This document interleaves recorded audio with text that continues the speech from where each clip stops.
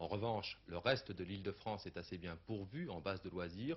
Nous le voyons depuis le début de cet été en faisant le tour des terrains aménagés dans la région parisienne. Ce soir, Michel Vial nous donne une preuve de plus. Il nous emmène sur la base de loisirs de Cergy-Neuville. Créée à l'origine pour accueillir toutes les couches de la population, particulièrement celles qui ne partent pas en vacances, les bases de plein air et de loisirs comme celle de Cergy-Neuville semblent avoir réussi au-delà de toutes les prévisions.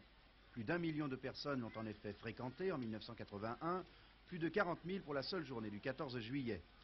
Ce succès paraît donc le signe d'un besoin qui a peut-être été créé en la circonstance, mais qui reflète néanmoins une certaine aspiration à la détente sur un espace libre et animé. C'est le cas à Cergy, où l'équipement de 250 hectares offre à ses usagers des possibilités variées d'activités sportives et culturelles dans un cadre rural préservé du bruit. En ce qui concerne l'accueil du public, de la jeunesse et du cadre associatif, on commence à atteindre les objectifs que l'on s'est fixés.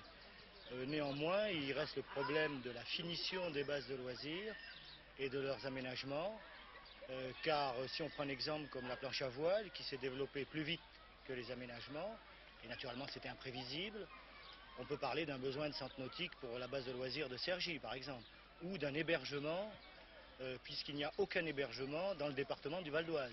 Nous, ce qu'on veut, c'est très simple, que le terrain qui est en bas du pont, à la droite du pont, où les voitures peuvent rentrer et aller stationner, qu'il soit ouvert le samedi et le dimanche.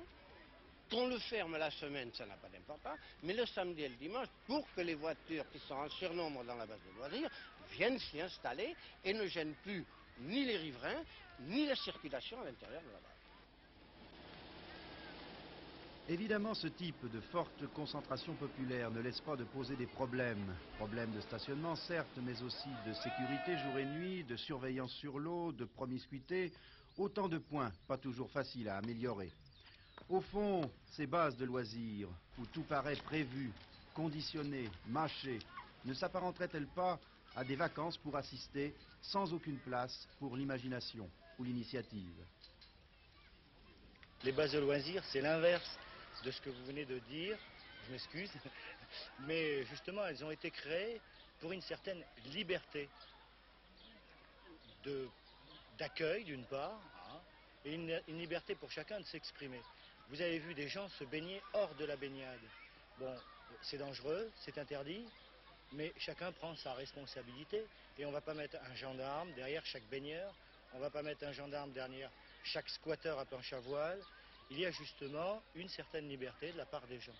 Et c'est là, je crois, toute la différence peut-être par rapport au club ou à la plage où tout est organisé, la garderie, etc., etc. Je crois que les gens qui viennent ici ont cette sensation de liberté.